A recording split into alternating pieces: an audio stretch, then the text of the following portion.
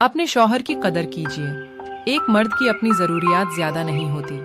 वह मुनासिब कमाई में भी ज़िंदगी गुजार सकता है, मगर जब वो शौहर बनता है तो अपनी बीवी बच्चों के लिए ज़मीन भर खाक छान मारता है ताकि उनकी ज़िंदगी को हर सुकून मुयस्सर हो सके। इसलिए अपने शौहर की कदर कीजिए और अपनी औलाद को भी बाप की कदर करना सिखाएं ताकि बाप को भी सुकून कल्ब मिलता रहे।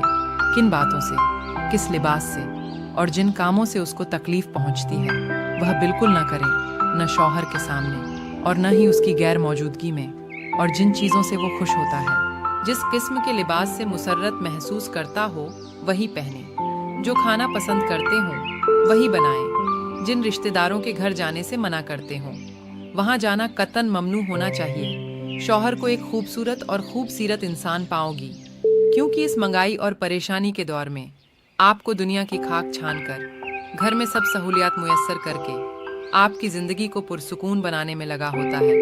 रब्बे कायनात सब बहनों का घर हमेशा खुशो आबाद रखे, हासिदीन की नज़रों से हम सब के घरों को महफूज रखे। आमीन।